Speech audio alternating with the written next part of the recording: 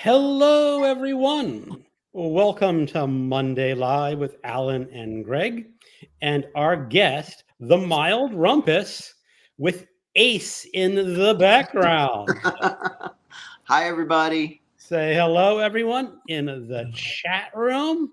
So how is everyone doing tonight? Great. I'm running on fumes, but that should be entertaining. We'll see. We'll see how it goes. Busy work day? Busy work day. Oh my God. Every day. And I live right next to a nightclub. Like I share a bedroom wall with a nightclub and they party until 4 a.m. every day. So I get about, if I'm lucky, 2 hours of sleep. So I don't really know how I'm doing it, but why don't you move your bed? People here at two buildings down. There's no escaping it. Oh no! So, wow. I'm just New York City living, huh? New York City living. I'm a club kid now, whether I like it or not. That's either a benefit or a downside of New York City. Yeah. I mean, out where I live, there's nothing. I mean, literally nothing out here. So. Yeah. That could be nice too. I had some yelling outside my window like once in a while on Fridays or Saturdays, mostly like a drunk Indian will come around going, "Hey, Stella." Yeah, I heard on one of your shows, I heard like kids scream or something. Oh yeah, we have kids. We have a big courtyard out there. Yeah. I live in a retirement community. It's nice and quiet out here. Oh, yeah. Nice. Yeah. We're hanging in. We're making it. And for me, I'm living the bachelor life this week. Are you? Yes. My wife is on a road trip with one of her best friends. Her best friend had a road trip with someone else, and the other person got COVID last moment. So they go like, I have all these double rooms that I've booked, Like my wife just said, I'll go. I was going to ask, you just got over COVID, right? I just got over COVID. Yeah. Wow. Any lasting symptoms or anything? I still have a lingering cough, but I'm basically, Oh, good. over it. I've got a wee bit of a cold, but so Chris is in Vermont. She's in Vermont. Yeah. I've never been to that state. I'd love to. Vermont is so beautiful. It is just absolutely gorgeous. So let's take a quick hello. Hey, MJ. I'll be writing and listening in the background. Have a great show. She's saying Ace. Yeah.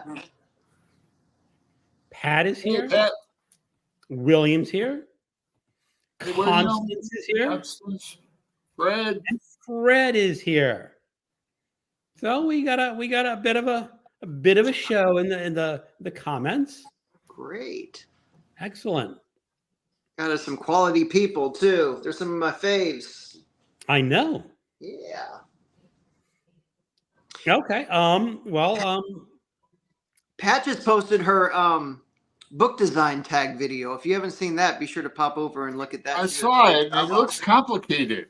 It looks complicated to me. Now, is this my most beautiful books, or is this something else? Yeah, this is the one where it's just about like your pretty books. There's another one floating around where it's like beauty and reading. That one, yeah, it takes a lot of time to think about that one. I'm working on that right now. Yeah, I've been thinking about my beautiful covers and what, like the spine. Do I have any beautiful spines? And got to go look through what I have. I probably have something. Just do this number right here. All those New York book reviews are right. Sweet. I love collecting those things. Yeah. I saw that you had a nice spine of a Stephen King with that the clown with X eyes. What series is that? Yeah. That's the Mr. Mercedes series. Oh yeah. It's a box. Yeah, it's a box set. I've been picking up a bunch of Stephen King this month. I've been lucky on Pengo Books. There's been some really like pristine copies of the old books in hardback. Oh. So I picked up some of those. I've got 2 that are lost in the mail, which Oh, wait a second.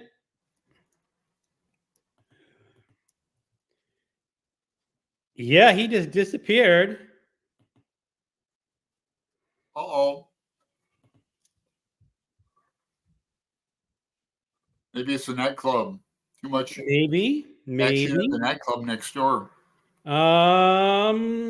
Let's see.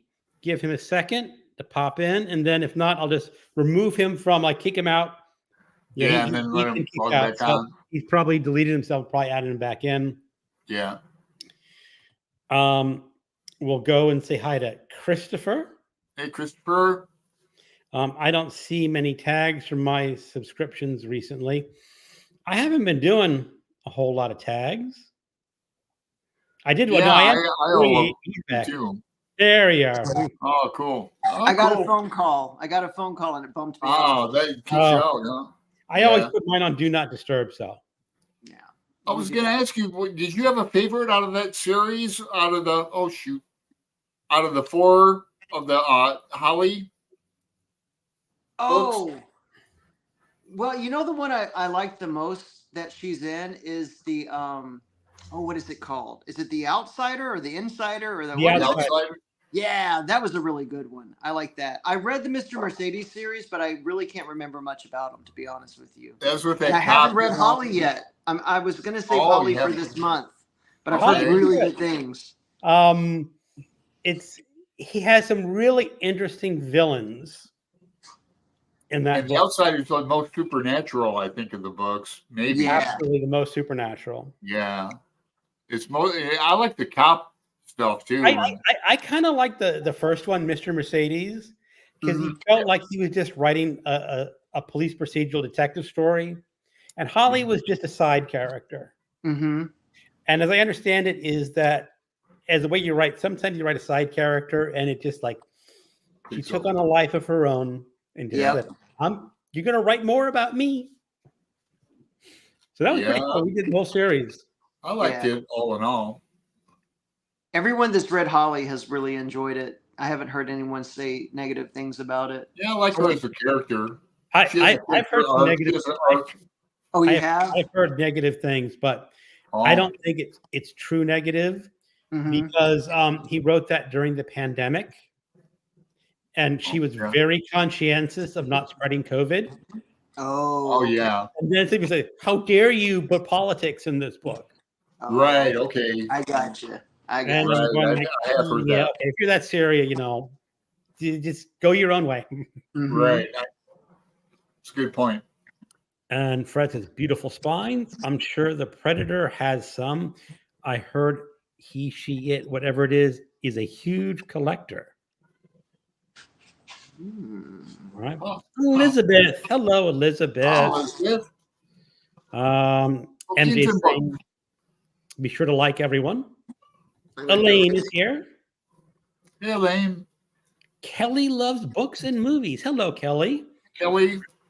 I don't think I've seen Kelly here before. No. I don't. Maybe she has. I don't have a great memory. Yeah, I don't either, but welcome. Angelina. Speaking of movies, I saw a crazy one this weekend. Yeah? Yeah. Have you guys seen The Substance? No, I haven't. Oh my God. Instant cult classic. That movie is insane. Wild. If you can see it in the cinema, go. Although there were a lot of walkouts in the last 20 minutes. Like it goes off the rails in the last 20 minutes. Oh, wow. We have a really good theater here in my neighborhood. And people all around Portland come to it. Hollywood Theater, it's an old theater. But they do a lot of stuff like Lovecraft festivals, and they did Beetlejuice. People dress up and stuff. Yeah. Well, this one is just insane from start to finish. You think it's like you've hit one level of crazy, and then it just surpasses it. Like I don't want to spoil anything. Okay. But that ending, it's just you have to see it to believe it. It's wild. I'll keep an eye out for it. I don't go see a lot of movies, so I have not. Yeah, same. And but I went the past 2 weekends. I went to see that Joker sequel, which was. Oh, you did. I didn't like. I saw it. I see you. Well, you're too busy seeing it on Broadway. What's that? Sunset Boulevard. I love the movie. Yeah. Oh my God! I'm ready for my scene. I'm ready for my scene. Right. Yeah, that show's going to open up later this month, and when it does, it's going to be impossible. Oh my God, it's going to win all the awards. Wow. I already, the minute the show is over, I bought tickets to see it next weekend. I can't wait to see it again. I've been like just nerding out, telling everyone about it. It's great. If you can come and see it, it's worth the trip. It's amazing. Well, Greg. Yeah. I'm in Virginia, so it's not. It's a train ride. You know, like about a 4-hour train ride, maybe a 5-hour train ride. That'd be a nice weekend for you guys. Could be. I've been trying to get everyone to go to New York City and have a big meetup and do a bookstore crawl. Wow. That would be so much fun. It's just complicated to get everyone to agree on a weekend, and then New York City is just a little pricey on their hotel rooms, so for sure. All right. I'd have to get somebody to share with me. That is if I can afford a plane ride out there and back. I just had a job interview today. I was telling Greg, but I haven't worked in a long time. Oh yeah? Yeah, I get by in that, but I usually work the last summers, like at concerts and a soccer game, doing like security, but they lost their contract this summer. Oh. So I've been really lazy. Oh, and you're in Portland, right? Right, Oregon. Right. Cool. Yeah. I saw. I heard you talking about the Chuck Palahniuk event. Oh yeah, that's tomorrow. Tomorrow. Yeah, his book comes out tomorrow, right? Yeah. Going with Christopher Evenstar. Now his if you go to the Powell's Bookstore website, there's a photo of him with his new book, and he's got all these facial tattoos. Oh Lord. His things are always, that's not real. I don't think it is. Every single one of his signings and events, he always has some kind of stunt. You know, there's always something going on. I went to the one for, I want to say Diary. I think I went to Diary, and then what's the book? Haunting. That's his short stories, isn't it? Yeah, the short story. I went to those two signings, and he's great. He's got such a funny personality and has insane stories, of course. I mean, that's what he's making his living doing. But you're in treat. If you're going, you're in for a real treat because he's always got something up his sleeve. But we found this Thai restaurant called Thai Peacock. We've been there a couple times. We're going to go again. It's my turn to buy. So, we get there early, and I called to make sure we didn't have to buy tickets. So it's free, and so it should be cool. Yeah. Awesome. I would go if I live nearby. What's that, Greg? I would go if I lived nearby, but all the book signings near me are in Washington, D.C. And if you drive up to Washington, D.C. without traffic, it's about an hour and 15 minutes. And one weekend, my wife and I went, and we drove up. It was my birthday, and we spent 40 minutes looking for a parking space. Wow, yeah. Oh, man. So it's just like... Easier to take the train. Well, we didn't. Now, if I ever think about it, I'm going to take a train, but... The train's fun. The train turns into a pumpkin after commuting hours because it's only a commuter train. So, you'd have to stay over. Yeah. Yeah, the train's fun. You go through Quantico, and it's cool. So Constance also liked the Holly series. Yeah. Now Kelly works usually not home on Monday nights. Cobalt just watched Cthulhu. Is there a Cthulhu movie? I don't know about that one. I don't either, but if no, wait a second. What? Didn't the guy who directed Saw supposed to make a Cthulhu movie? Really? I don't like those Saw movies. Those aren't my kind of movie. I don't like that. Actually, the first Saw movie was really cheap. You can tell, but it was such a I mean, my theory is the bigger the budget on a movie, usually it's much worse than it needs to be. And it's when you're struggling with the budget and you have to be creative, that you get a good movie out of it. Yeah. It's very much like Reservoir Dogs, where it was that like one location, and the twist was just well written script. It was just I mean, when you think about it, it's kind of stupid, but it worked really well. For sure. Hey, Cat. Hello. The ginger bibliophile is here. Very body. Did you say hi to Dad? What? Dad is Red is here. Yo, she's a couple comments down. Oh. Watch the Dunwich horror movie remake. Oh. There she is. There is Jess. Go back to Kat's comment, will you, please? Which one? Kat's above, like 2 above. She was talking about Dean Stockwell was in the. Oh, yeah. Watch the Dunwich horror remake 2021 with Dean Stockwell. Oh, was that on YouTube or is it free? I have no idea. I never heard about it. Oh, I'll look for that. Mm-hmm. So everyone's saying hi to each other. When you're saying hi to each other, I'm just skipping over your comments. Don't take it personally.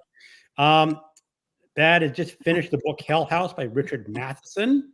Yeah, I read that. You read that? Great book. I love that book. I jumped in the comments. I loved it. Uh-huh. It's a good one. Yeah. There's your comment. I love the Hell House. Genuinely creepy. Like it's an unsettling book. I still think my favorite of his books is The Shrinking Man, though. I haven't read that one. I had the one where it was I Am Legend and Hell House in one volume. So I read them like back to back. Yeah. Those are the only 2 I've read.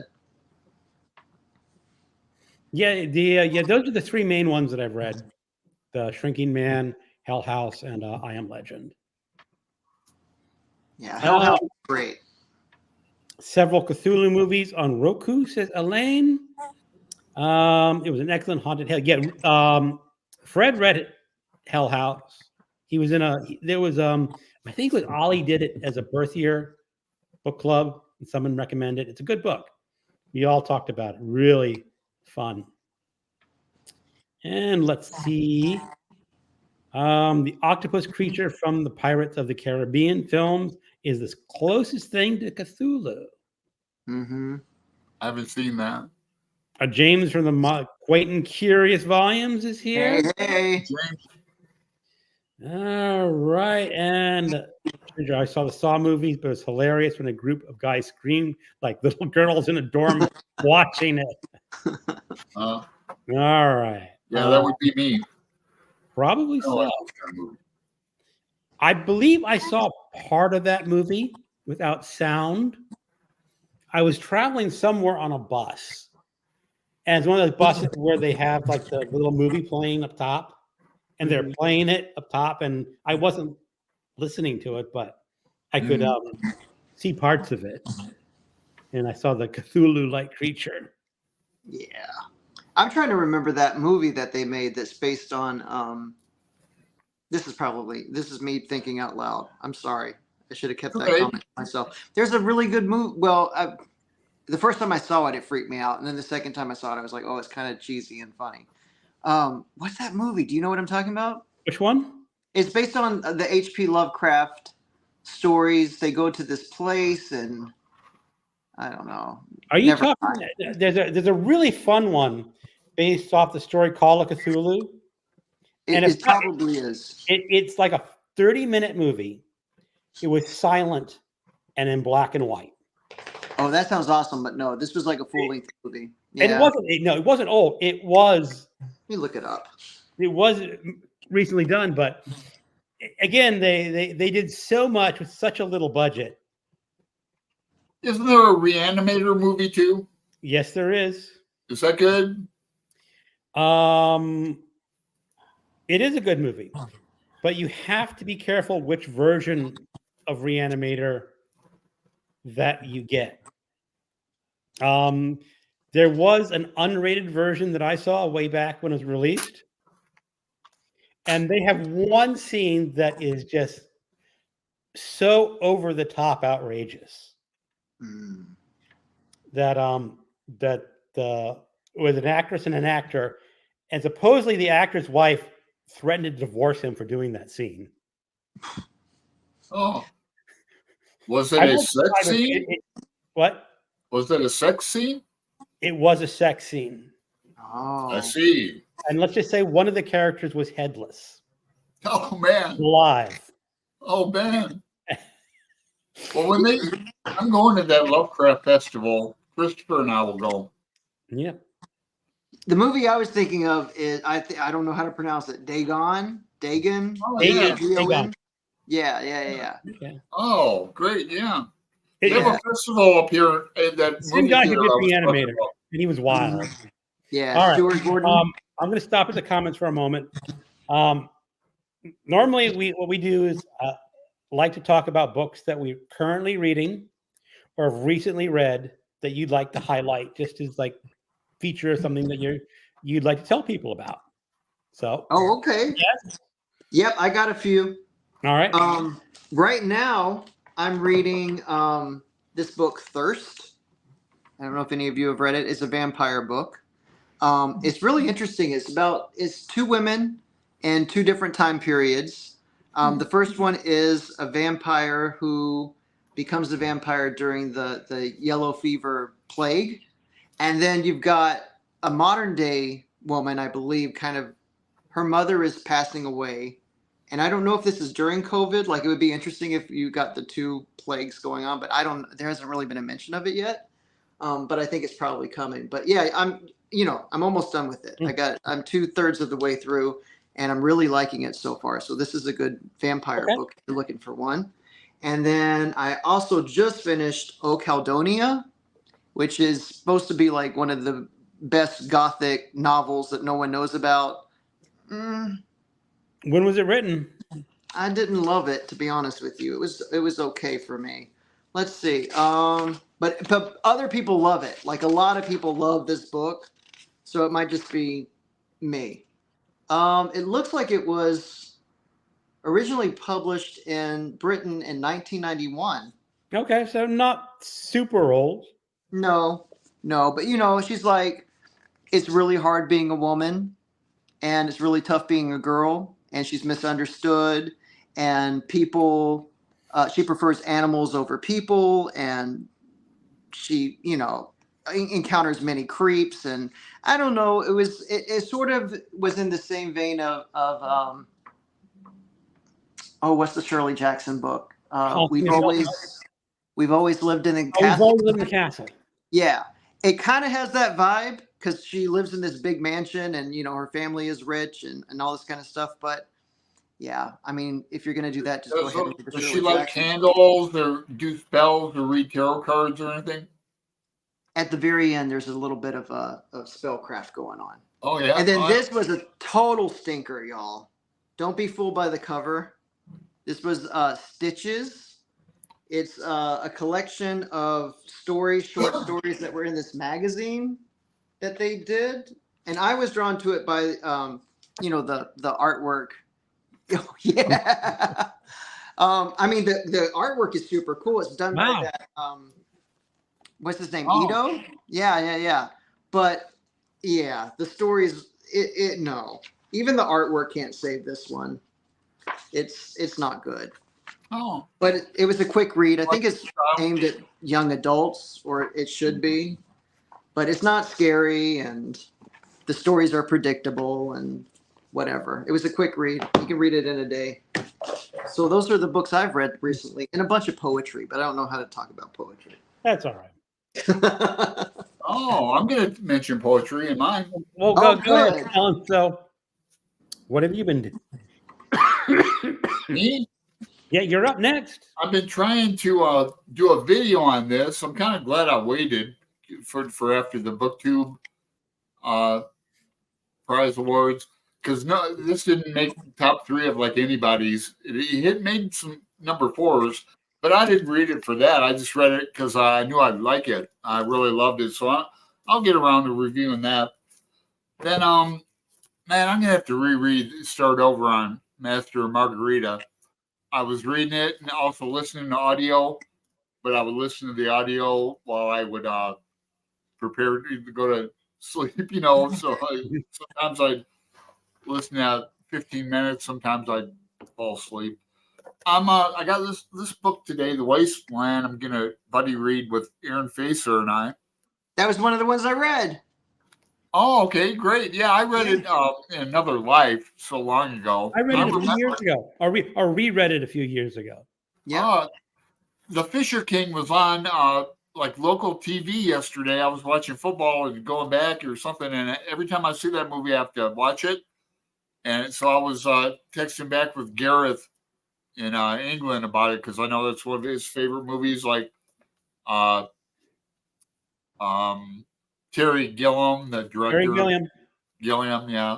Mm-hmm. So that's a big part of this. And I read it back in like undergrad school, so back in the 80s.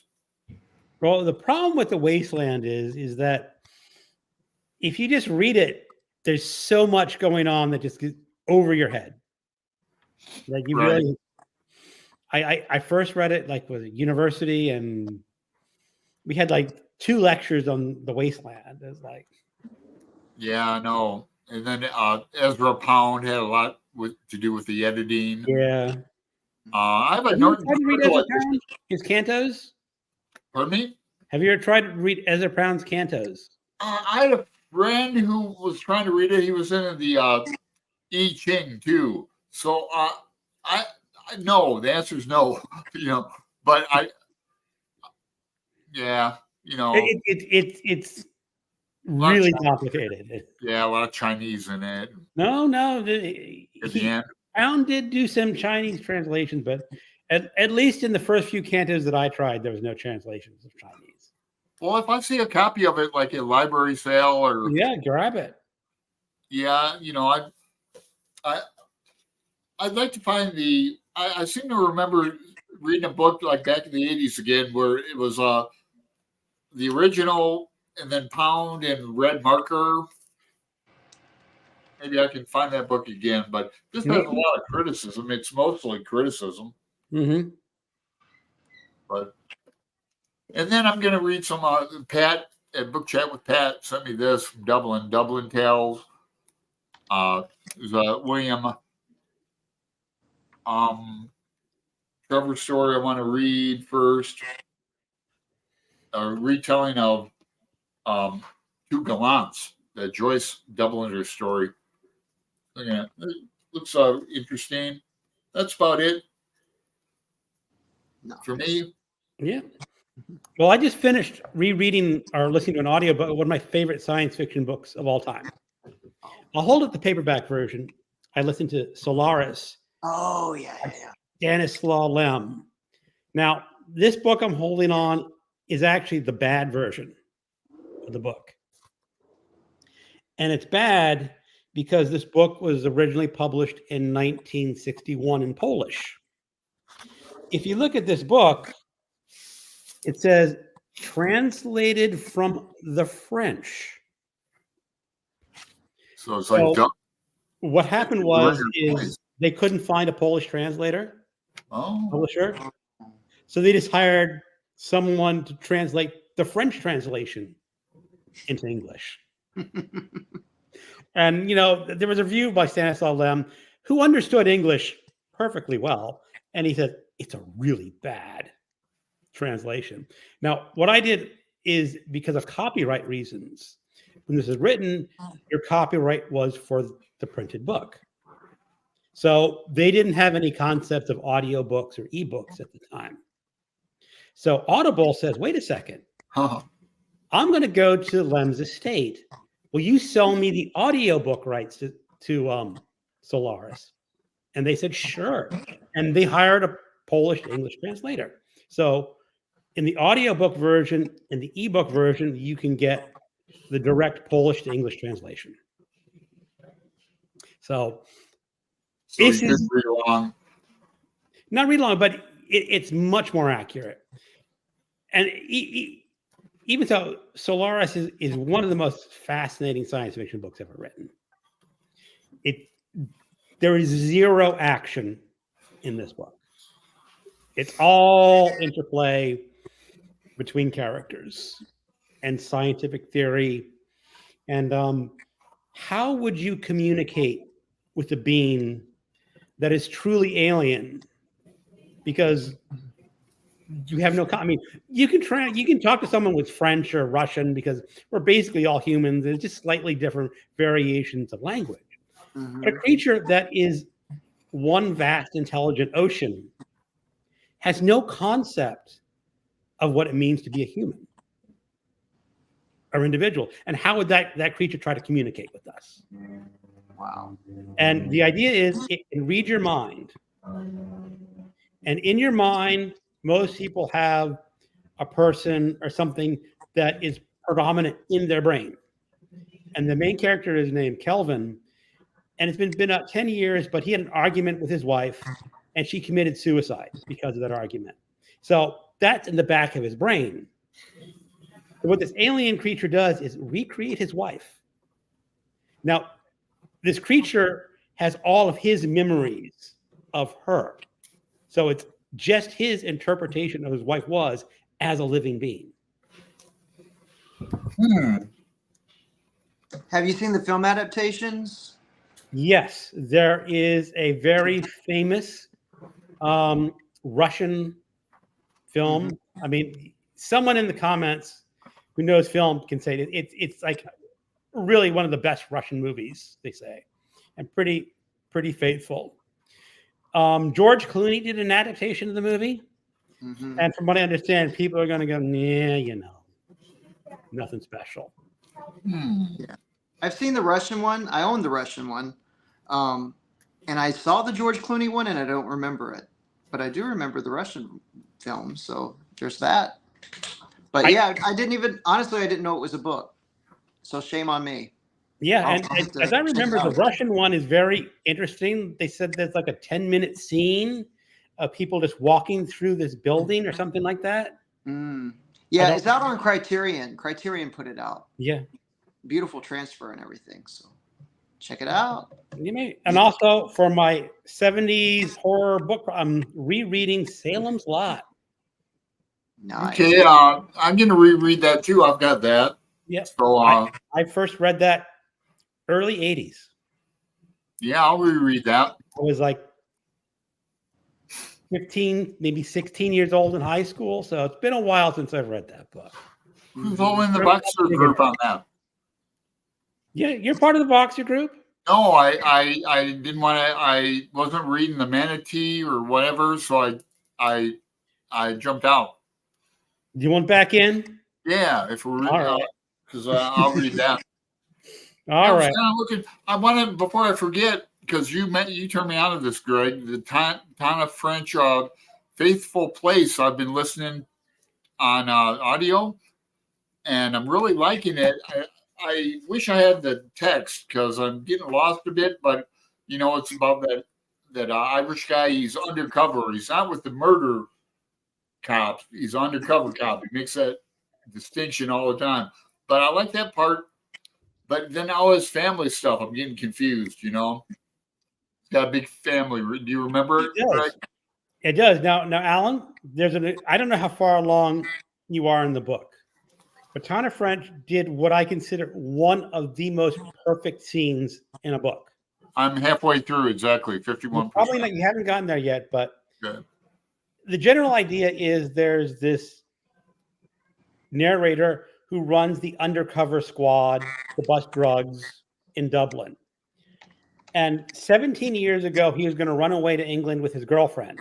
Yeah, right. And she never showed up. Right. And he said, "Oh, damn, I'm He's done." Really hung up about that. And 17 years later, her body shows up. It was buried, and she was murdered. Yeah, I got to that part. And so that's the setup. So he's not the investigating police officer.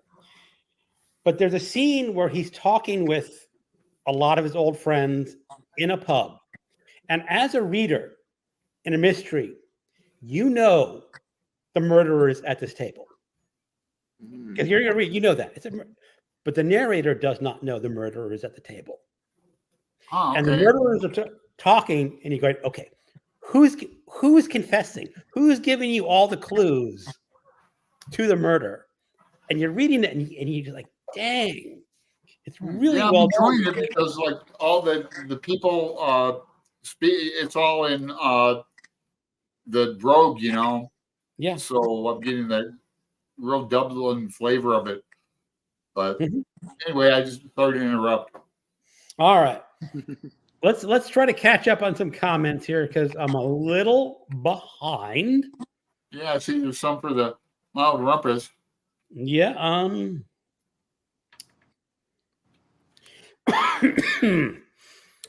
Eklund Haunted House. Yeah, if that talking about that book. Yep. People talking about the film, the octopus creature. Hey, Mild. I saw a couple questions for you.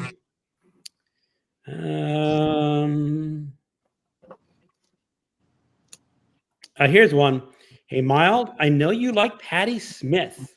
Are you reading any music memoirs or books lately? Any favorites? Oh, I'm not reading any music memoirs right now.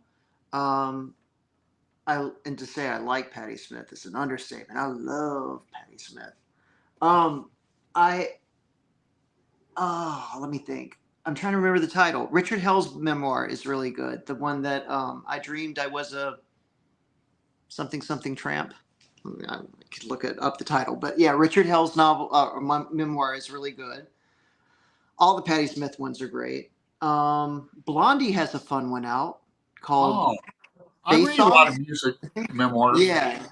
Yeah, and then of course, like, Please Kill Me is amazing. It's a verbal history of punk rock.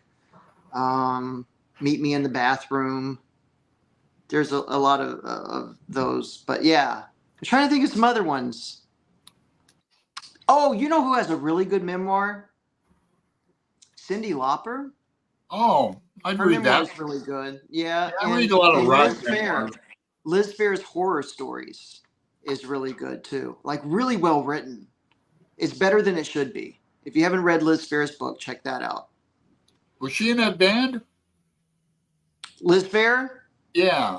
No, I think Liz Phair was always solo. She was kind of like the I don't know her.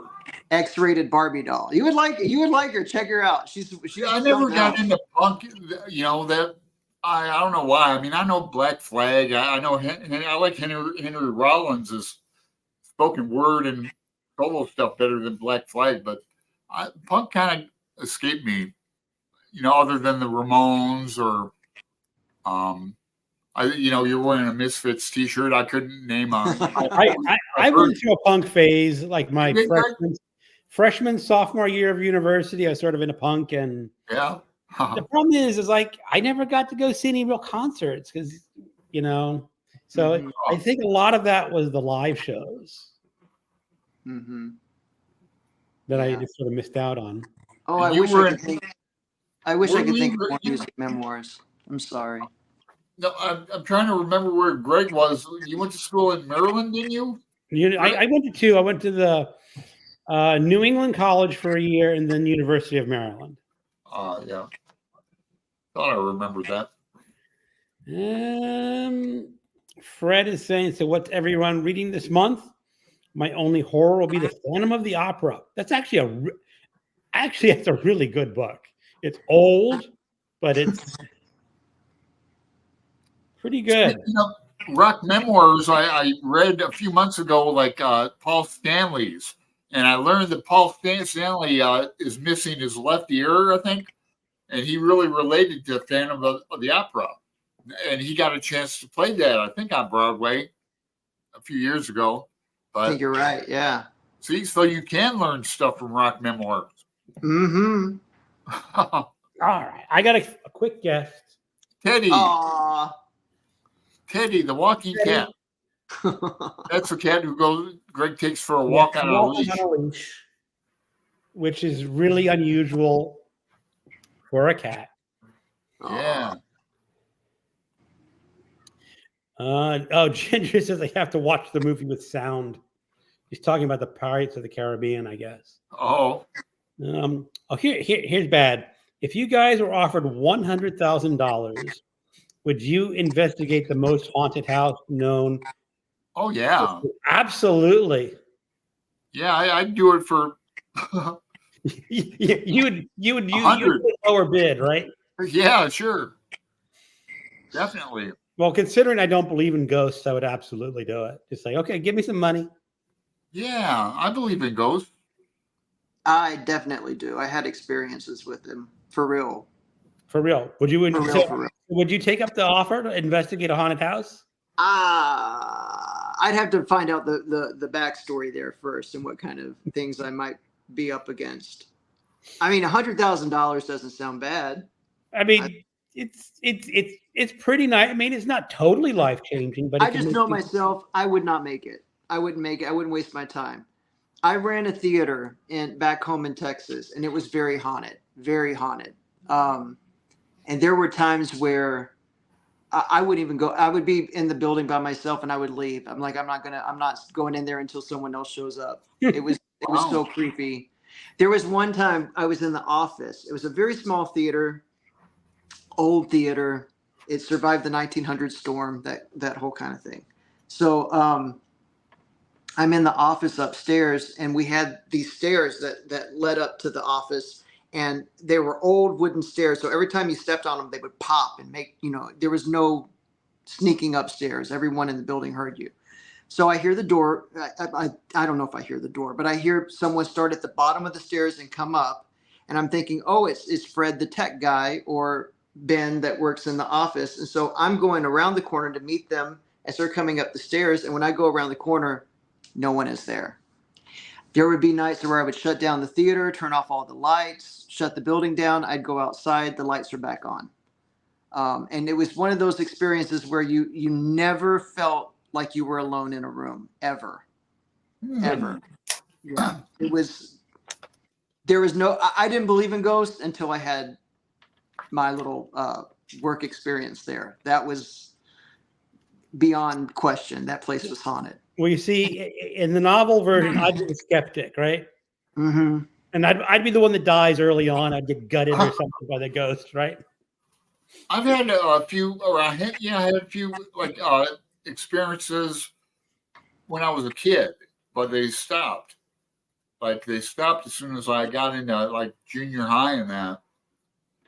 But I've seen ghosts, seen dead relatives like in my bedroom, and then they'd go through the ceiling.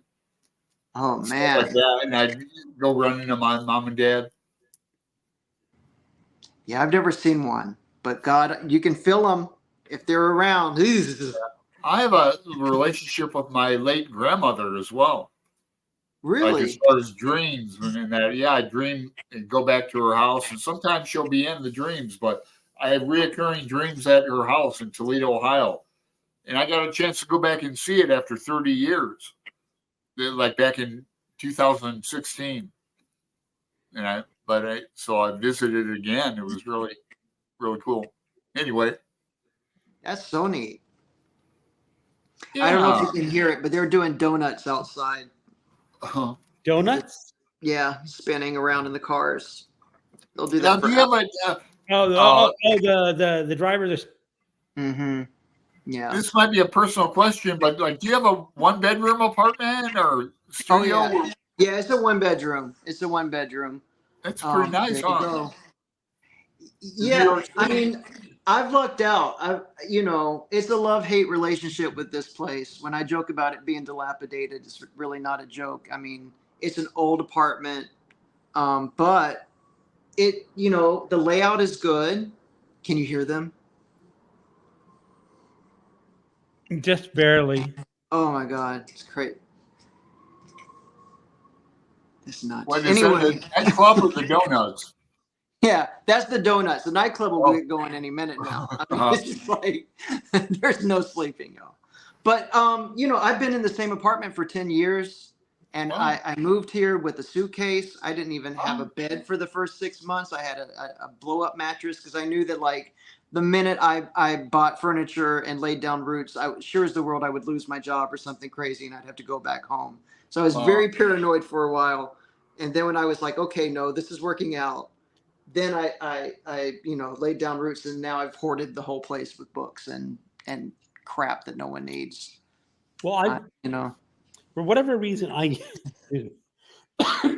get videos about New York City apartments sometimes, mm-hmm. and I see these apartments where if you stretch out your hands like that, you're touching both walls. Yeah. The bed comes out of the wall. And I'm going like, no, I don't know. I could do that. You're paying to live there. That's why well, I was going to talk about my apartment, but mine's like brand new, and I lucked out getting it. But and it's really inexpensive. I mean, I should be paying a lot more. Mm-hmm. Location. I mean, you live I don't know where, but like far from Broadway or walking distance. Oh, me? Yeah. No, I'm all the way uptown. Oh. Yeah. So that's the compromise. See, if you want a bigger apartment and you're not paying an arm and a leg, you got to take that train ride. But it's not. Yeah. I mean, it's really not bad. I mean, you can get to Times Square in about 15, 20 minutes. That's not bad. No. I remember it was the early mid 90s. I was in my 20s. Mm-hmm. I was working for Borders Books, and we had this book distributor called Golden Lee out of Brooklyn. And I went for a job interview. Mm-hmm. And I could have gotten the job. It didn't pay really well, but I was talking, and they were 2 blocks away from a subway station. Oh. I said, oh, wow, that's just great. It's easy to walk. He goes, no, you're not allowed to walk to the subway station. Oh, really? Yikes. We will have a shuttle to take you from work. Oh, wow. To the subway station. And this was in Brooklyn? This was in Brooklyn. This was the early 90s. Yeah. And they said it's not a safe neighborhood. Oh. And then he said, now the guy I interviewed was black. He says, you will probably be the only white person in the subway station. And he says, you just, don't do anything strange. And I chickened out. I didn't take the job. But man. I always kind of regret never taking that job because, I'd been in my early 20s. I'd been in New York, and who knows what my life would have been if I had taken that job. But yeah. I wish I had come up here sooner. I really do.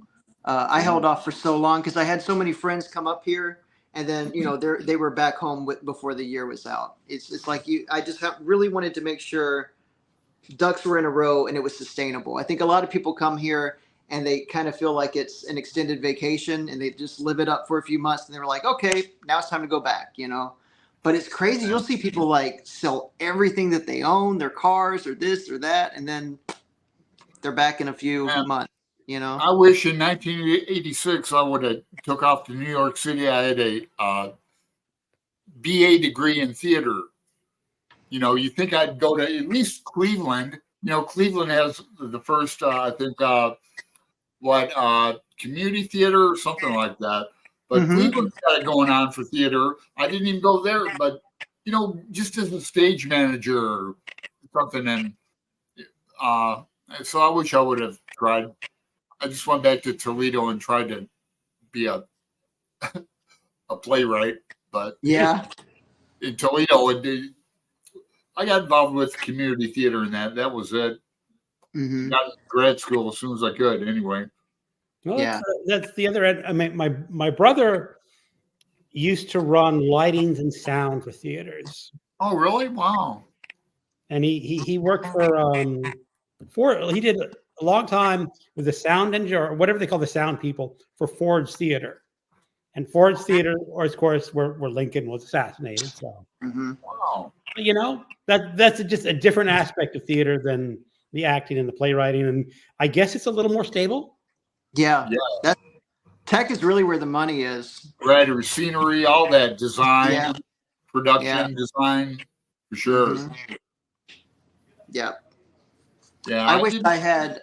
I wish that there were more programs that focused on, and also the administration side. Like I think like box office.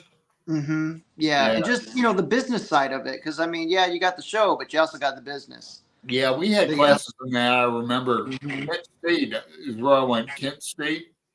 Mm-hmm. But yeah, box office that's a lot of people go there into that area. Mm-hmm. Yeah, and there's more programs for it now. But when I was going to college and stuff, it was always just performing arts kind of thing. Mm-hmm. So let's catch up with our comments. Yeah, if you invite me, you can keep the money. I just want to be there with you. She's asking about the $100,000. Right, power in numbers. If we were all going together, sure. But then would we have to split the money? I don't know. But I mean, that's all these haunted house stories always have a group of people going.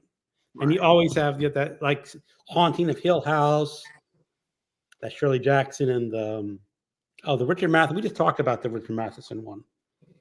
Hell House. Mm-hmm. Yeah. Hill House and Hell House. I get that vowel mixed up. All the Friday the 13th. Don't they have a bunch of kids and one by one? Yeah. Going through everyone's list. Thirsty by Rachel Towson. Finishing a book about the Da Vinci Code and then back to spooky reading for the month. Elizabeth says, you guys are talking about books and movies I've never heard of, but that doesn't prevent me from enjoying the conversation. Thank you, Elizabeth. Thanks for hanging in there. You talking about Sunset Boulevard. You've heard of Sunset Boulevard, Elizabeth? Yeah. Okay. Reservoir Dogs. That's a great script. Mr. Pink and Mr. Green, and yeah, I've seen that movie more than a few times. I like Tarantino. So MJ, Caledonia, I loved it. The author's only published book that she published later in life. Passed away not too long ago. Mm-hmm. I'm starting this week, finish a biography of Katherine Johnson, a NASA mathematician from the 50s. Yeah, the black woman. I think they just gave her an award. Yeah. I think she was an older woman. I remember seeing her on TV interviewed, like Good Morning America or something. So MJ, that was Hey, Teddy. Yeah, you want to go for a walk. That's what you want. It was beautifully written. Such a shame it's her only book. Mm-hmm. How many times have you walked Teddy today already? 2? Normally, I do his morning walk. I know, but since you're alone. He got it. What happened was it's Monday's housekeeper day. So I had to get ready for the housekeepers, and I didn't get a chance to walk him this morning. So he only got one walk. Poor guy only got one walk today. Oh, I'm sure he'll get another one. I think it's not like a dog where he does business. Yeah. He's got his little box. He just investigates bugs and grass. He's fine. I know I have some photos of you that they must have archived or something. I was going to bring up some photos of you walking, Teddy. Got a couple. Oh, so here's you. I think that's why I love it so much. Her daughter saw my book review, and reached out. The family published a book about her family life last year. Elaine, Salem's Lot, finished a buddy read with Bad as Red. My second reread in a couple of years. Kat, I might watch Salem's Lot to see if they edited out the bad scene I found out was in the book. I'm curious about it, but King and Animals, there's a bad scene in Salem's Lot? I can't remember. The late, great Scott Bryant. There's a scene early on that features a dog. Oh.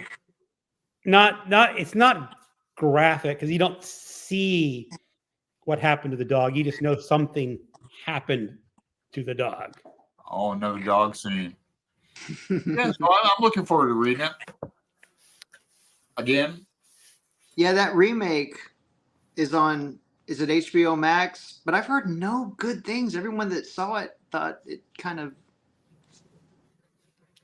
The original that 70s version was creepy. That was a made-for-TV movie too. Yeah, that's the one I'm talking about. That one's legit. The eyes. That's all I remember is those creepy eyes in the window where he's like floating. Watch it. Yeah. You know, I just got to the window scene in the book, and there's a couple people who said that scene absolutely terrified them. Oh yeah. And I'm going like, effective. How can a vampire float? Yeah, but yeah, the people don't seem to like the remake. I was looking forward to it. I'm still gonna watch it. Ginger, the old movie has a bit with the dog, not as much as the book. Events made different for the book. Tarkovsky, yeah, that's man. These, I'm really way behind on my comments. Shoot, let's go through them then. Yeah, directed by the Russian Solaris. Question for Rump. Love the Misfits shirt. Any books soon to be released that you're looking forward to? Liz Fair rocks. Liz Fair. Yeah, you have to start with Exit from Guyville. That's a great album. You'd like that one. If you don't like that one, you're not gonna like Liz Fair. The Murakami book. I'm excited about the new Murakami book. Haruki Murakami? Yeah, that's really the one that's like on the radar. I want to read the new Sally Rooney book. I have it ordered. It hasn't come in yet. That's really, I think, it. What was the name of the album again by Liz Fair? Oh, the album is Exit to Guyville. Oh, okay. That was the one that kind of put her on the map. It's sort of like Daniel Johnston. She did a whole bunch of like home recordings before that one. There's a box set that has sort of the indie recordings that later became that album. Oh, and then Absolution, the Jeff Vandermeer, because I've been reading that series. That's coming out too. Yeah, you mentioned I saw your wrap up. Yeah. I've read the first two in that series. Did you like the second one? It was all right, but I got the third, but I've never at this point, it's so many years ago. Yeah. I'd have to restart the entire honestly, I think you'd be okay. I don't think if you reread it, it would help. Just on the third one? Yeah. But the third book was enjoyable. The second book, I was like, why was this written? There really wasn't. As I remember, it's a totally different character. Yeah. And he pops back up in the third book. Like it all comes together in the third book. Okay. Yeah. So what about you, Alan? I mean, stretching it out from what MJ said, is there any new books that you're looking forward to? Well, I'm going to read some of the winners of the BookTube prize. I'm going to pick one and Buddy read it with Flossie at Grip Jelly Library. Maybe Northwoods, or what's the Ghost one? Is there one with Ghost in the title? Yeah. I don't remember that. Northwood. I heard the Bee. I'm going to skip that. Or the Bee Sting? The Bee Sting, yeah. A lot of people didn't seem to like that. Well. Yeah, I know. But Brian at Bookish, you didn't like it, and neither did Roz. But I might like it. So I'm going to pick one of the top 3 winners in fiction. Northwoods. Have you read that? I read that. I was a judge for that round. So yeah. Well, what's the one I'm thinking about? Something about a ghost or? Yeah, I did not pay a whole lot of attention to the fiction round. Oh. I read one round and I was rather disappointed with most of the books in that round. So I know now King won for nonfiction, and I probably won't read that. Although I read the Barack Obama one and enjoyed that. Then what other nonfiction? Damn, I can't think. I should have wrote it down. Yeah, I can't think of any new books that are being published that are on my radar that I'm really. I mean, it's kind of sad that I don't like a lot of new authors, current authors that are publishing right now. Mm-hmm. There are 2 authors that are on my buy list, which is Tana French, William T. Vollmann. I don't know anyone else who reads William T. Vollmann. I'm seeing blank stares from you guys. So I've got Horse for Glory on my Kindle. I read that back in the 80s too, as a wee book compared to the books he writes now. Yeah, that is like a chapter in his current book. Yeah. And Adrian Tchaikovsky is a science fiction author that I'm growing fonder of. What's his name? Adrian Tchaikovsky. If I go to that science, sci-fi, and fantasy bookstore I was talking about that I passed today, I'll look for it. Adrian Tchaikovsky. Okay. One you'd want to pick up is Children of Time. And it's a story of a distant planet where humans are trying to get life to evolve intelligently, but there's sort of a mistake that happens, and instead of like a target mammal, the spiders become intelligent. So if you get a problem with spiders, I like spiders because I hate flies. Spiders eat flies. I like Spider-Man too. David Grohl, the storyteller, good read. Oh, Angelia says punk shows in the 80s were awesome. Yeah, I missed all that. I was into like heavy metal in the 80s. Surprise, huh? The hair bands. Yeah. Eric Cat said, I saw a lot of concerts in the 80s though, but I was into more rock and that's Clapton and stuff like that. Brian showed up. Hello, Brian. Hey, Rage Biscuits in the house. Yeah, he showed up a while ago. Yeah, sorry about that. You're in left turn. Diane showed up. Hi, Diane. Hey, Diane. So here's from Fred. Has living there gotten louder in the last 10 years? What is life like in New York? My life has gotten significantly louder with the club moving in. I'll tell you though, to be honest, the worst was during the pandemic. There was a time where we actually thought it was a conspiracy where the realtors were trying to drive us out of the neighborhood so that they could flip the apartments and sell them. There was a period of time where all you would hear, like day and night, were fireworks and motorcycles. Damn. And like those things that make the cars go boom, boom, like gunshots. It sounded like a war. And that went on for about 2 months, 2 or 3 months. Yeah, that must have been frightening. It was crazy. It was just constantly fireworks. No kidding. Yeah. So that eventually stopped. That eventually did stop. So it's gotten quiet. Were you scared to go out? Oh no, but I wasn't going out anyway. It was the pandemic. You got to go to the grocery store and that. You were just sort of inside your apartment going like, what is happening? But that stopped. Go ahead. But yeah, I mean, I don't have a quiet moment anymore ever since the club has opened up. But it's almost gotten to the point where I'm kind of getting used to it. And then there's like odd days where it will be closed, which is rare. And then that throws me for a loop because it's like it's too quiet. I have to put on some noise so I can sleep. Wow. It's really rather curious. Because when I was in Philadelphia 2 months ago, we're just walking around, and my wife is really rather oversensitive to noise. Mm-hmm. I mean, honestly, if there's a bathroom fan and I leave it on and she's in the other room, says, "Turn off that fan." Oh, really? I would do that too. But she was like walking down the street in Philadelphia and sirens go off and she's going like, how could anyone live here? Noise.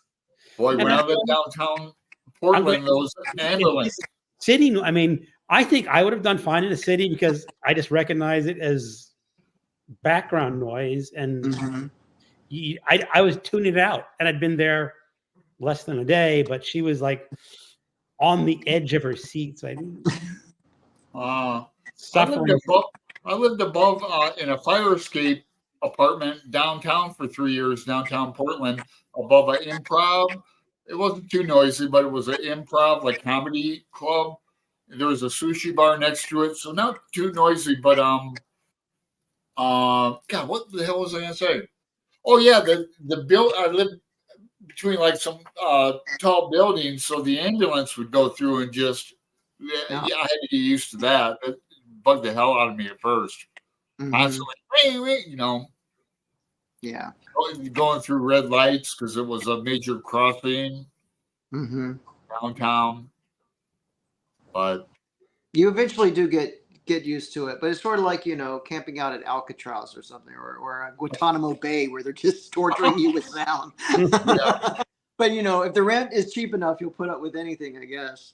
I guess so. Yeah, that's the key. Here's a question from Constance.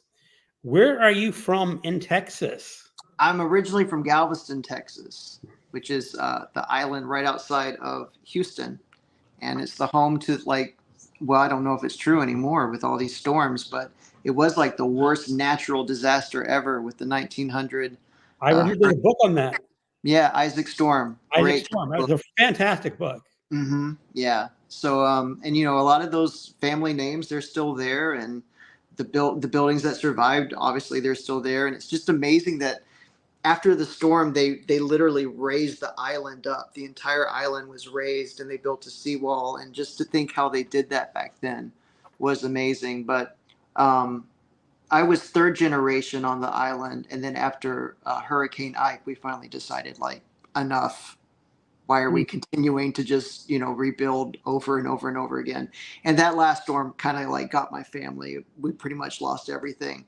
So yeah, they moved further up towards Houston, and I was there for about maybe a year, and it was a little too Hicksville for me. There wasn't anything going on, and that's when I got this opportunity to come here. So I was like, well, we'll see what happens. Let's go for it. So, sounds like 10 years leap. You're successfully transplanted. So far, fingers crossed. Now, Galveston, I just know about Glenn Campbell, the song. Yeah, Galveston, oh girl. Yeah. It's also famous for something else, in history with emancipation. Oh, there's so much. Yeah, I mean, back in the day, if you were coming to America, you would either enter through New York or you would come through Galveston. So you had so much going on there. It was, I want to say, the first city that had electricity. It was the first city in Texas to have a newspaper. Their library is off the hook. They have a really great library where he did all of his research and wrote the book, Isaac Storm. But yeah, it's got good seafood. And there's pretty gardens. There's touristy things to do. I've been to a few cities in Texas, but I haven't, been through Galveston. On my way to Florida and that Daytona, went through a few, and then it's funny reading books. A lot of the books I've read lately, it just randomly pops up, and in the most unexpected books too. There'll be a Galveston reference. Yeah. So David Saul and Lance Kerwin just watched last week. I watched a 70s Salem's Lot as a kid. Had a crush on Lawrence Kerwin from James at 15. And Julia. Why can't vampires float? Gravity. Floating aliens and stuff. You have to have something to overcome gravity with. You either have an energy source for thrust to lift yourself up, or you have to have helium or some sort of chemical to float you up. And I just don't understand a vampire can hold that within their body and just, I'm being way too scientific and logical about this. It's just the scientist in me says, magic does not exist. So yeah, you don't like those tropes. You didn't like that Holly, what book in that you didn't like the ending with Stephen King pulls that trope? Well, that's why I say vampires can't. I mean, if the vampire had like thrusters coming out of the feet, and well, why would you have thrusters in the feet? Just I just have this thing that magic does not work for me in a lot of cases. That's what I meant. But you're probably talking about his 11 23 64 63 yeah, where he has time travel, right? And I won't get in, but it's like time travel's fine as a plot device, but when you try to explain the logic of time travel and rules and time police, it's just no. You like what H.G. Wells? You just travel and you just go with that story. You don't try to explain how the machine works because you can't. Mm-hmm. I really like this novel. I've only read it once. Oh, here's for Rump. Still brand new. Do you do NetGalley at all? The Murakami was offered a while back. I'm scared to read him. Have never before and not sure if I should start with the new one. I haven't done NetGalley because isn't that all just like ebooks? Ebooks and audio, yeah. I think. I'm primarily I have to have the book in my hand. But yeah, I don't know about the new book. I'm trying to think. The first one I read was Norwegian Wood, and it's kind of you might have mixed feelings about it when you read it, but I thought it was a really good book, and then I just continued to go down that rabbit hole, and he hasn't filled me yet. He has some hang-ups, but that's what makes it interesting. It's kind of like Tarantino with the feet, I've read a couple. I've read let's see if I get them all. Wind Up Bird, Kafka on the Shore, 1Q84, Hard Boiled something Wonderland. Another one that I was just very about. There's a collection of short stories too, something about elephant. I don't remember. I've read the Elephant Vanishes short stories as well. Yeah. I've read another collection of short stories. So I've read like 6 or 7 books by him before. After the earthquake. After the quake, that's another. And it was fine. There was nothing. Mm-hmm.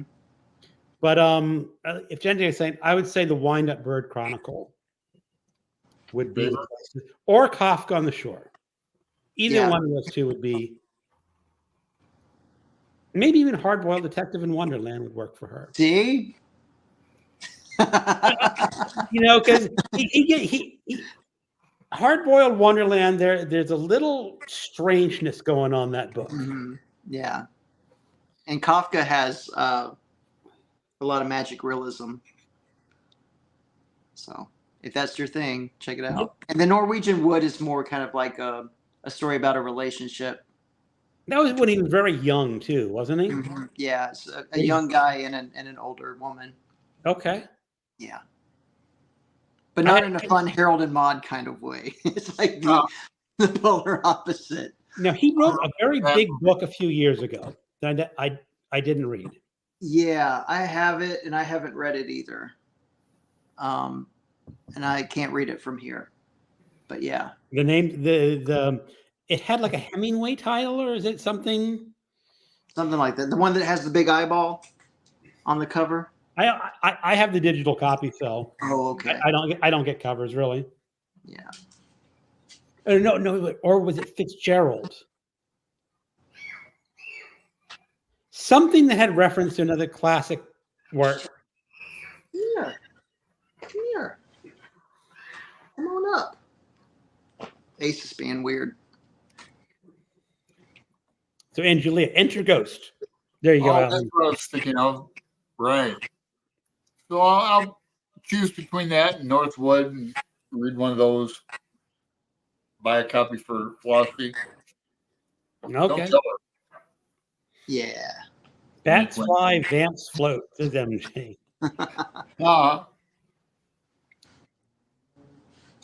Yeah, that's a good point, Kat. or do vampires turn into bats? I say they get the best of both worlds. What you got? Oh. Does he have a dog toy? Yeah. Oh. Okay, sorry. I heard the David Grohl storyteller on audio book is fantastic. Mm-hmm. I listened to that as well. It was really good. We're entering Beelzebub hour. Beelzebub. What's up? What you got? Sorry. He's not an olive. He's not sweet and quiet. Oh, there we go. Okay, good. Do you like his dog toys? Yeah, you should see them. He's got like 4 bins full of dog toys. So. I remember I had a dog about, like 5-6 years ago now, but my mother-in-law would always go to one of these stores and buy him dog toys. And the cheap dog toys, that cost like $4 or $5. And oh man, he would attack that squeaker. He would just he'd just hold in his paws and rip and go, I'm getting this squeaker out of here. So he had he had a bin of dog toys that have been ripped apart, and you can throw them into a bin and whatever. But when he was a puppy, he would take his toys and play with them, and then he would put them back in the bin. And then he just eventually got lazy and stopped doing it. But that was something I was really proud of for a while. And then funny. I miniature shells are like pig ears, and these red. They were they were made out of some type of edible stuff. They were red, real hard bones. Mm-hmm. He loved those. He'd hold them in his paw like just chew on them. He was a tennis ball dog. He loved to fetch tennis balls. The dog I had before this one was named Quentin Tarantino. Yeah, and then I met Tarantino, and I told him that, and he was so unimpressed. He was not. I didn't like him when I met him. I don't know if you've ever. Wow. Yeah. Yeah. He used to do. This was back in the day, like when Alamo Drafthouse. It was like just the one in Austin, and he would do a film series where he would bring films from his collection, and he would just screen them, and he'd sit in the theater and you'd watch movies with Quentin Tarantino. Wow. It was like this, it wasn't this big thing. He would do it. And so I saw him screen, I don't remember what the first film was, but the second one was Gambit, which if you haven't seen Gambit, it's so good. It's with Michael Caine and Shirley MacLaine. That was really good, but it was Quentin Tarantino, and then sitting right next to him was Amanda Palmer. And so Palmer. Yeah. So she's great. So I'm telling him, I'm like, my dog, I named him Quentin Tarantino, and she's just sitting at me like this, like, oh God. It was not a pleasant, and so they're just kind of like backed away. Oh, that's not cool. Yeah, it was not a good experience. Yeah, they probably think you're poking fun at them. Yeah, I don't know. But if nothing else, I got a good movie out of it. Gambit is one of my favorites. It's a great movie. I've heard of They remade it with what's her name? Cameron Diaz. Don't bother. But watch the original. Track it down. It's really, really good. All right. Yeah. Gambit. Yeah, I like movies. I've heard of it. The twist is at the beginning. Okay. How about that? So here's William. Don't talk to me about motorcycles. I wrote my revenge fantasy as a novel for all the hours I lost sleep from illegally modified. Oh, don't get me started on those. Yeah, that's what it was. That and the firecrackers, and then the club. When the club wasn't there yet. In Washington State, Seattle, we had this sort of tiered neighborhood on the hill, and there was like 3 tiers. I was on the second, and the last tier was only partially developed, and they had this like whole block of undeveloped lots, and it used to be a teenage hangout. Oh. And you could hear those unmodified cars going around the corner by our house to get down there. And all the teenagers would hang out here because it was a beautiful view. It was so annoying. Yeah. Just noise. And then one morning I was walking to my morning walk. There was one car left. And there was this teenage girl. And she must have been so drunk still. She had like a McDonald's bag, kept dropping it and picking it up, going like dropping it again. Dropping it again. But what eventually would happen is the city had to put up cement barriers on the street. Wow. And it was hilarious because all of a sudden you hear these cars, big cars drive down there, and then you like 2 minutes like drive back, and slowly learning that they can't hang out there anymore. But I seriously thought of getting a baseball bat, staying out corner and just bashing their car because rich in her life. Their exhaust pipes were over the decibel limit, and police normally wouldn't bother with it and say, "Okay, I smashed your car. That's illegal. Let's call the police. You got an illegal muffler? I smashed your car. Let's call it a draw." I never did it, but you know. But you thought about it. Jeez. I thought about it because it is so annoying to listen to those cars, and you have to pay money. Like that way. Yeah. Oh, Kat, time to feed the pups and maybe even the humans. Yeah, you can skip the humans in your family. Yeah, I go to dinner every Monday after this. I have to become a ritual. Pizza jerk. So Angelia's all hearing drag racing in the middle of the night. Yeah, it really stinks. It really does. I'm glad I don't live downtown anymore. Oh, Elaine says I'm overthinking fiction. Have a great evening. That's because Kathleen. Oh, Julia. MJ has Kafka on the Shore. Galveston is such a great place to visit. Visited once and had a big fun. Oh.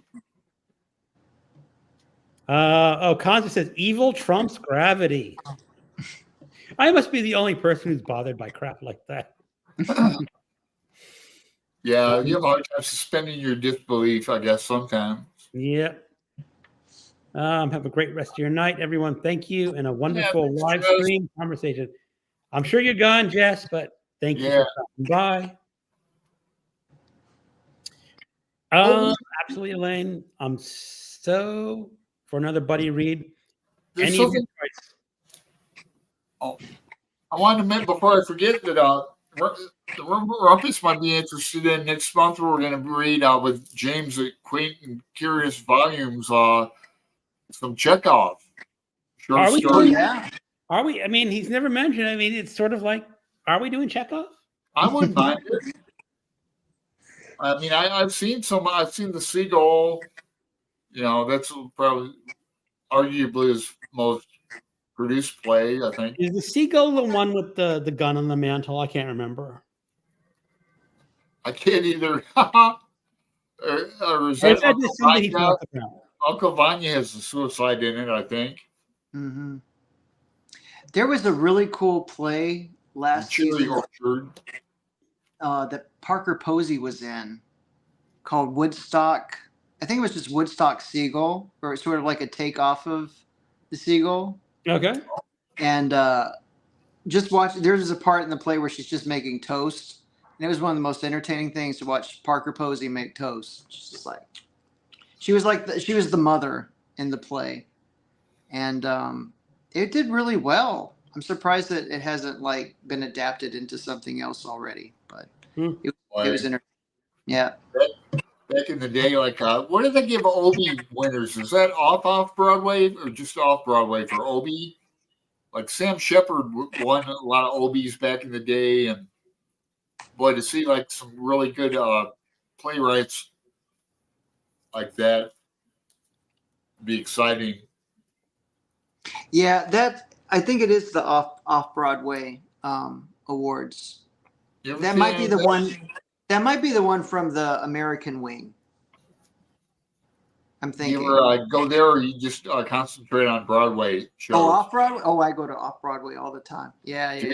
There's a cool. Really cool production by the same people that did Sleep No More. Do you know about that one? That immersive play where you wear a mask and it's the story of Macbeth, but it's told in a fake hotel where there's like 3 or 4 different levels, and it's sort of like a video game where you follow a character throughout this hotel, and there's no speaking. It's all like modern dance, and it's also got this kind of like Hitchcockian vibe, right?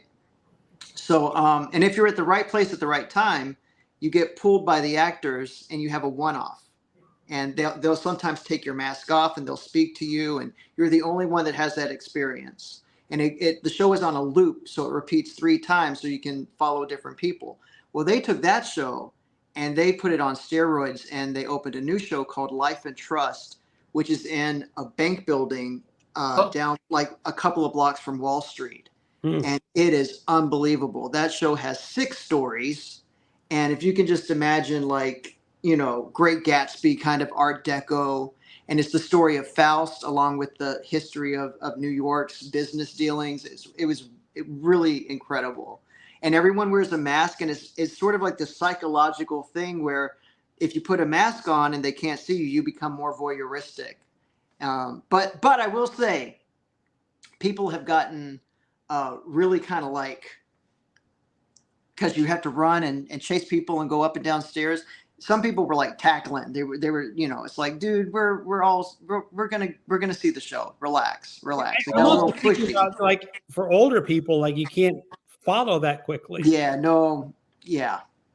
You would have a tough time. You probably could still experience it because you could just stay in a room and watch people wander in and out. But you are literally running for 3 hours up and down. I'm so out of touch with modern theater and stuff. That sounds like a crazy concept. I haven't heard. That sounds fascinating. It's like the whole inventiveness of theater, like it's not just. Mm-hmm. Oh, and the whole thing takes place the day before the stock market crash. Oh, and that's the bank one. Mm-hmm. Yeah, so that ties into it as well. Yeah. But yeah, that was a cool one. And then, like a lot, what's happening now is not a lot, that's an exaggeration, but shows like The Job and Oh, Mary started off Broadway, and now they've transferred to Broadway, and they're becoming like the hottest tickets in town. Oh, Mary has just exploded. And that was at the Lucille Lortel. But yeah. There's, some of the most exciting theater I've seen has been off Broadway. Broadway has become very, I guess it's always been commercial, but everything is jukebox musicals and movie adaptations and that kind of thing, But the really exciting stuff, you got to, Yeah, like they did The Color Purple on Broadway again. Mm-hmm. Yeah, there's a lot of books though right now that have. You got The Great Gatsby, The Outsiders, Water for Elephants. A lot. That was a good book. Yeah, Jen had Jen Book TV Girl. I always butcher her name, but she went to The Outsiders and did a review. Mm-hmm. Yeah, she goes to New York stuff. I really got to make there. What was I going to say about? Shoot. Go ahead. I had a question. It blew my mind. Yeah, I might go see The Outsiders this weekend. I want to see it soon. Oh, yeah. I was going to ask. See, I like late night talk shows. Do you ever go see like Colbert or Seth Meyers? The only one I ever went to was a taping of Kelly and Michael at that point. Yeah. Yeah, Kelly and Michael. Yeah, I watched them here. They come out at 11 a.m. It's Kelly and her husband now. Mm-hmm. Yeah. And then they do the tapings in the summer where they do the outdoor concerts. I've done a couple of those. I went to the one where Sia was singing and she had no voice. We waited out there for hours and hours. NBC out there? NBC at Yeah. They'll do it out in front of Rockefeller. Like I went to Lady Gaga when Gaga was first on the scene. She did the thing in the rain. It was pouring down rain at Rockefeller Center, and then they do summer stage in Central Park. They'll do some like little small concerts and stuff. So that's fun, and it's free. You know, you just got to sign up, get there early. They're in the park. Mm-hmm. Yeah. Yeah, I'd for sure go to Jimmy Fallon or Colbert or Seth Meyers. Mm-hmm. Even in Hollywood, I try to get tickets to Jimmy Kimmel. You know, they're free, and I did it in advance too. It's all like lottery, so I have to get them. But I like doing stuff like that. I'd like to. That would be a fun thing to do. And then, you know, the dream is to go to a taping of Saturday Night Live. Like at some point, I've got to network and meet someone and get in there. Now, is that hard to get tickets for something like that? Very, very hard. Yeah, they open like once a year, and you write in and explain why you should get a ticket. And you know, the people that I know that have gone just know someone that is working the show, and they got them in. So it's just I got to network and. I got out of the habit of watching that because I watch Austin City Limits on public TV. It comes on at the same time. And I watch it with Shannon sometimes. Shannon's channel. We're like watching it. But I always like Saturday Night Live. I love the weekend updates like Colin Jost and Michael Che. Yeah. Hilarious. Yeah.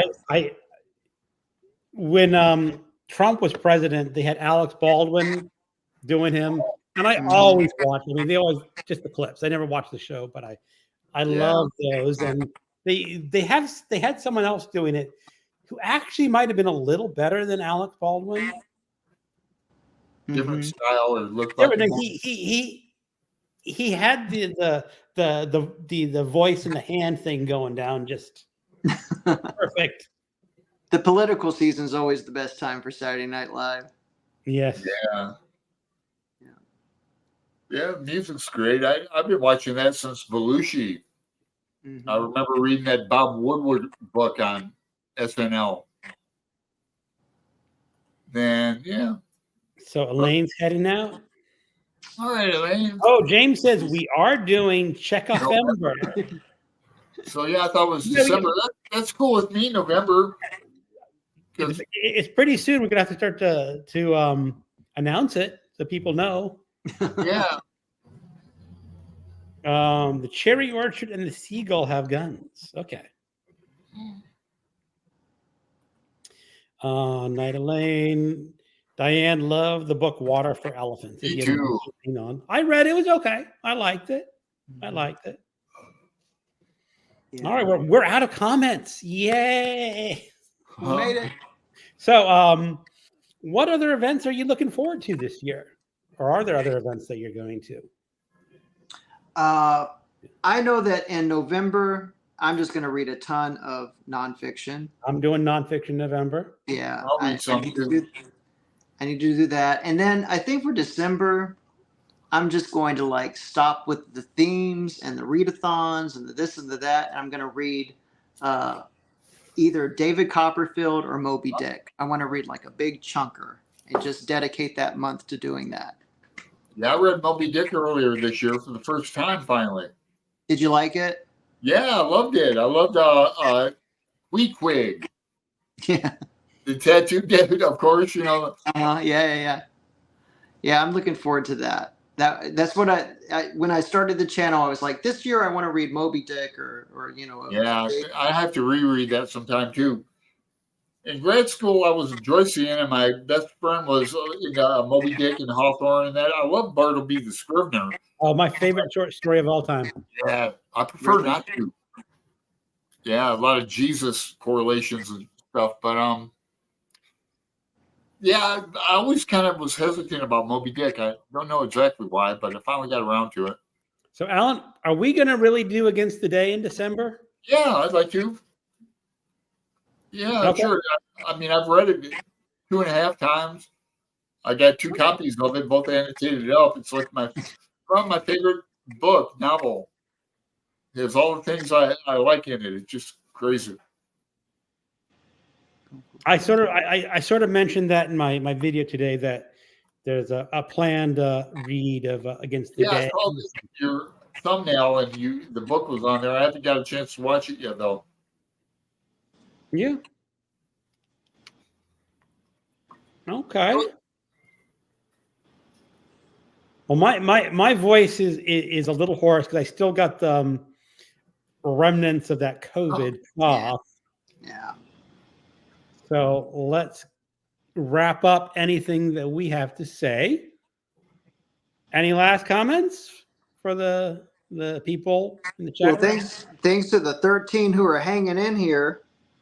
Oh, there's 13 still? They're still. It's pretty good crowd, but I said my voice can't go much past an hour and a half. I feel you. Yeah, I'm like I said, I haven't eaten dinner yet. So, oh Lord. Well, he's on the West Coast. Pizza. There's a 3 hours. I go every Monday. Yeah. Ritual. Well, thanks for having me. This was a real treat. We're glad to have you. And sooner or later, I know MJ's still here because he's saying, "Great show, fellas." We definitely want to organize New York City book crawl someday. We got to make it happen. I mean, you can tell us when would be the best time to actually. Honestly, this is the best time. October, November, beautiful weather. Oh. Yeah, it's a little late to organize. Come on this weekend. There's a lot of East Is Coast. there a good spring? Is there a good time in spring to hit New York City? I mean, I would seriously maybe start planning for next year to do it around this time because maybe next year. Okay. It is perfect weather right now, or spring. You could come in December and it's all pretty and decorated, but then you got sludgy, dirty snow, and this is the tech talking. I'm not a fan of the snow, but and then in the summer it gets really hot. I mean, don't ask someone about New York that's living in New York when's the best. We just started complaining about everything. What about you? But Gershwin tune. What about you? Right now, just perfect weather. I'm trying to think if there's like a bookish thing. I mean, when's that indie book day thing? The indie, maybe that would be a fun time. I think that was in the summer though. It just happened. Yeah. We had an independent book day. Mm-hmm. It was early summer. Cool. Yeah, cool weather. Very cool. Yeah, but you'd have to the Gotham. That's no longer there. Gotham Bookstore. I don't think so. No, it's not. I looked. They had a Finnegan's Wake group that was going on there for decades. Famous for it. But anyway, thanks for showing by. Well, have a great night, and hopefully I will see you soon. Let's make it happen. Yeah. We'll catch up later. Thanks to everyone in the comments, and have a great night, everyone. Take care. Bye.